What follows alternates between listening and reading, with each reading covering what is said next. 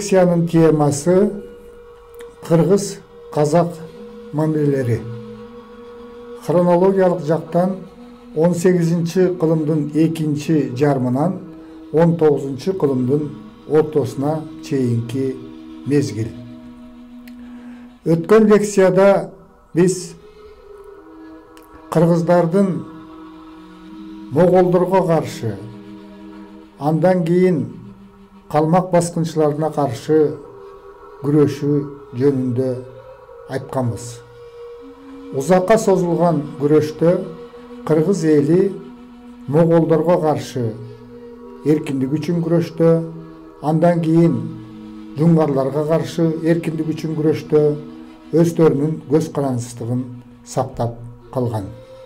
Бүгүнкү лекцияда коңшулаш кыргыз эли менен казак элинин ортосундагы мамилелерге көңүл бурабыз. Өткөндө баяндагандай, моголдорго каршы күрөштө, калмактарга каршы күрөштө боордош эки эл, кыргыздар менен казактар, аларга кошулуп өзбектер эркиндик үчүн биргелешип күрөшкөн.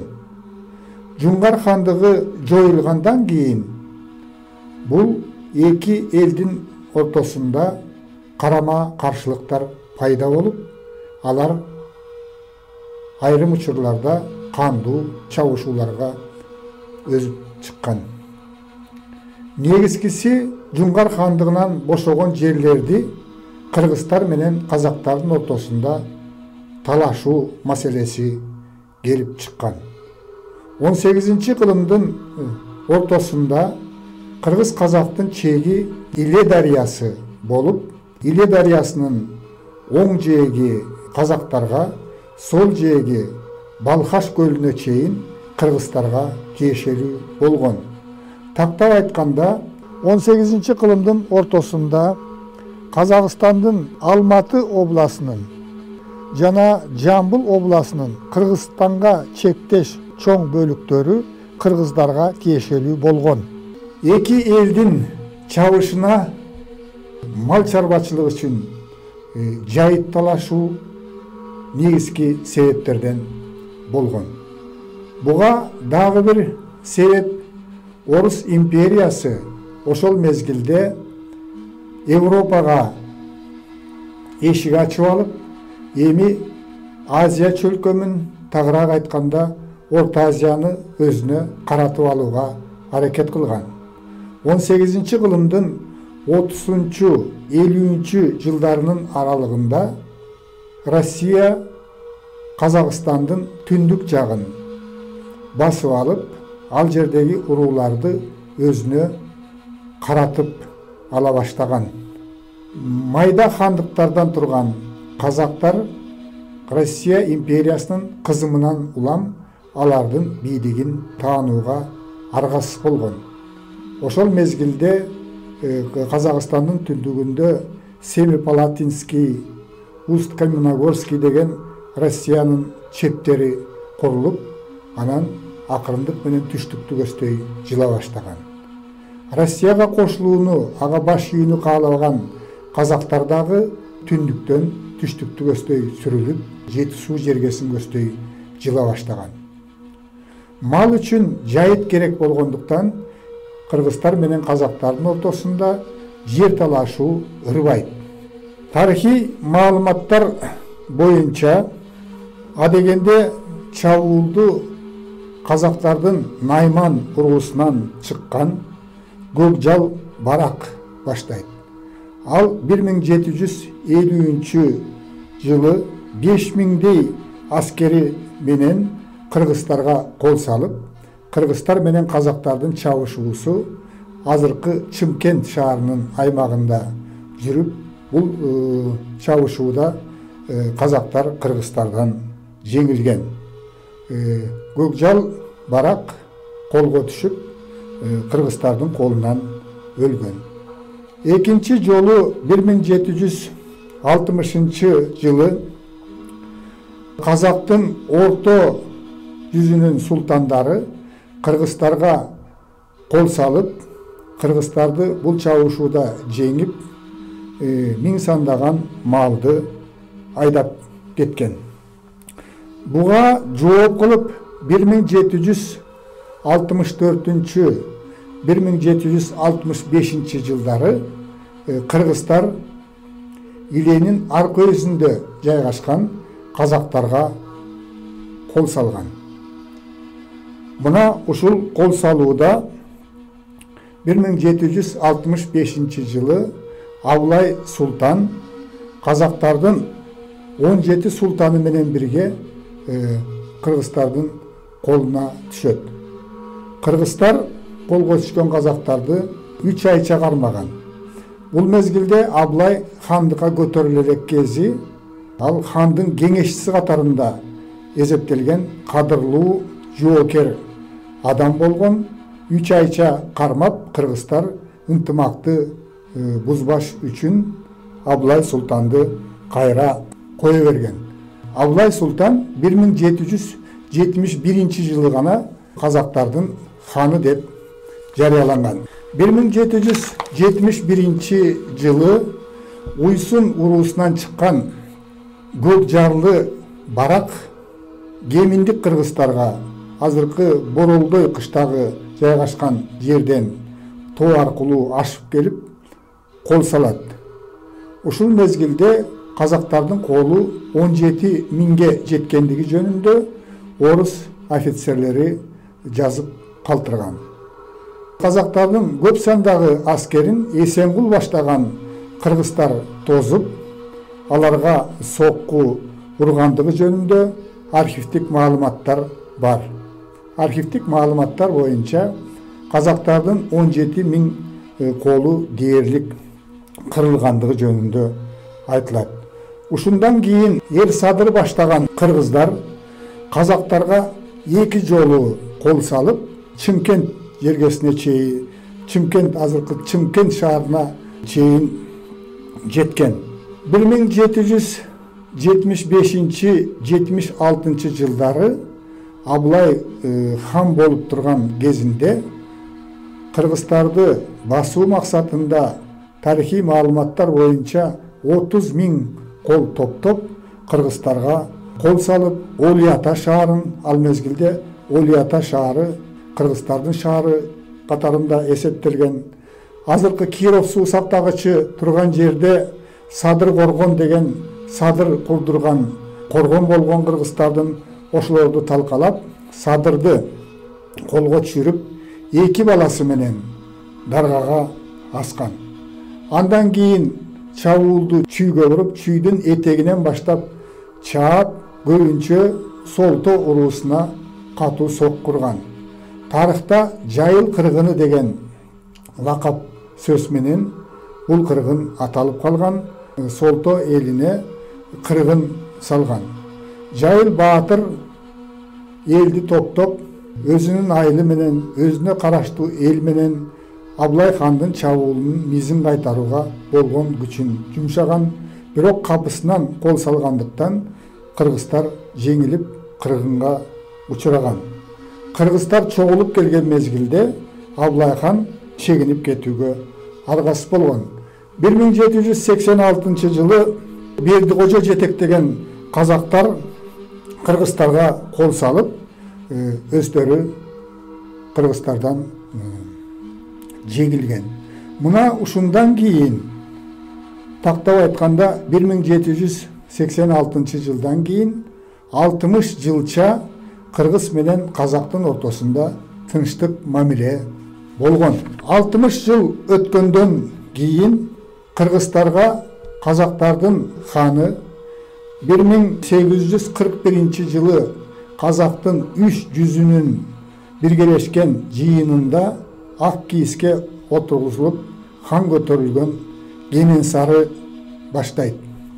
Кененсары Касым уулу.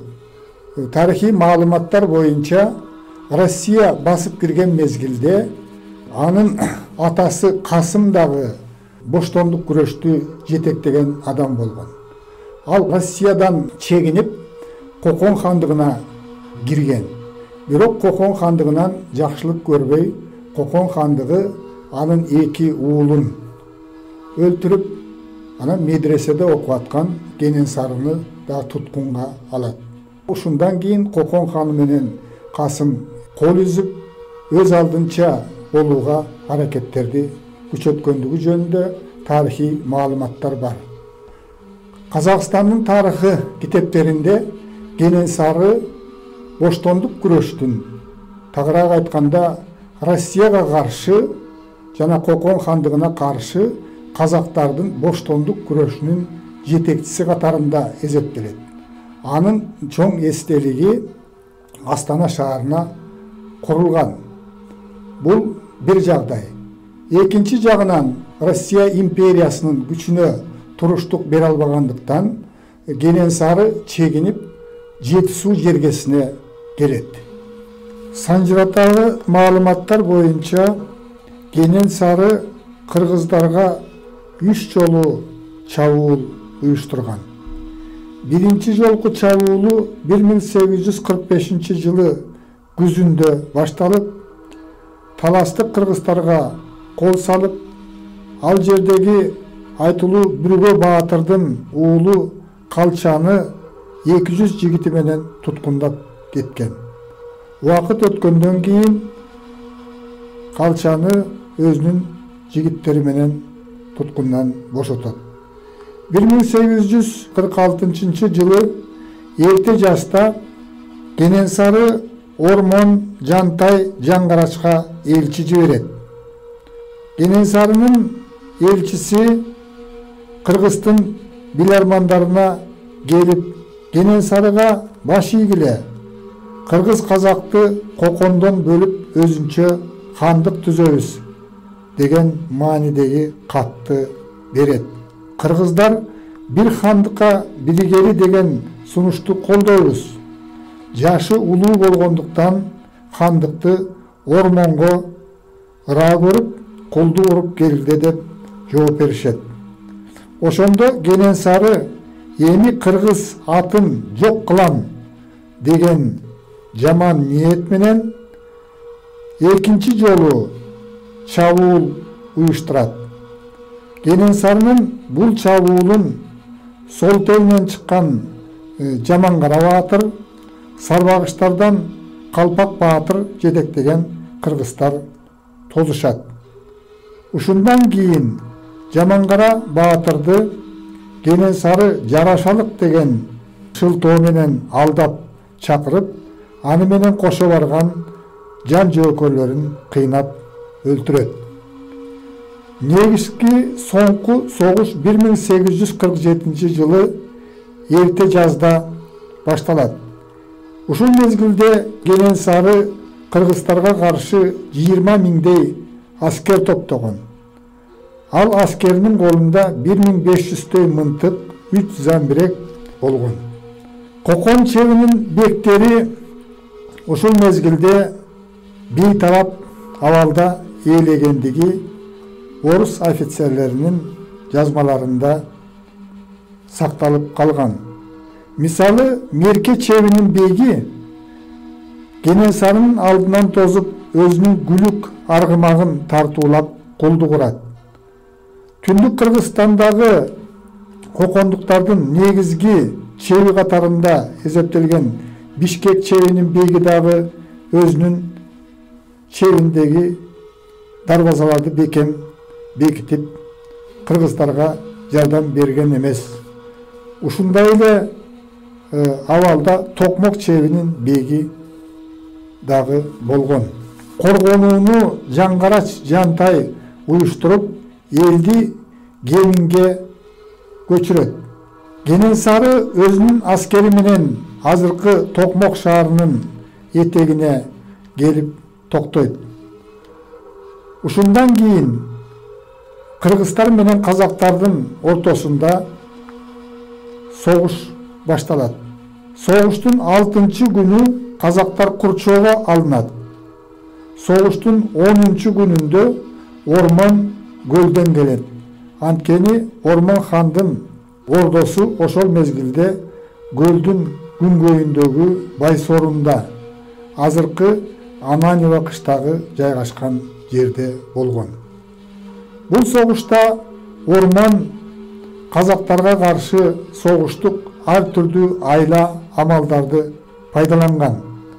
Душмандын үчүн алуу үчүн Токмоктун бет маңдайындагы 11 жылга Шамшы, Гегети деген жалпак тоолордун бетине күндүзү чычырканак сүйрөтүп, тоонун ар жагынан Кочкор тараптан жоону талкалоо үчүн кыргыздын колу аттанып келип аткандай түр көрсөтөт.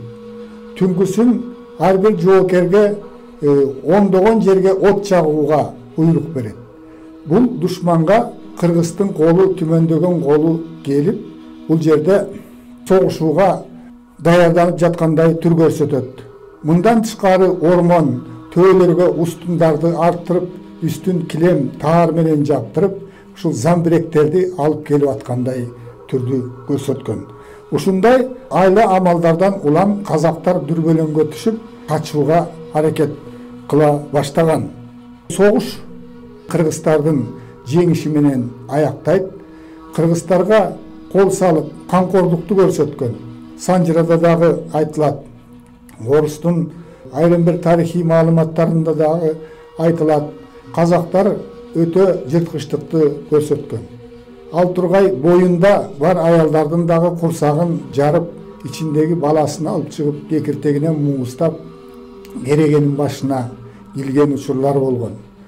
Бул Кенесарынын кыргыз атын өчүрөм деген саясатты жүргүзгөндүгүнөн кабар берет. Ошентип тыныч жаткан элге кол салган Кенесары өзүнүн жан жоокерлөрү Норузбай менен колго түшөт. Баягы жан ачыган кыргыздар тарабынан өлтүрүлүп, анын башы Россияга жөнөтүлгөн.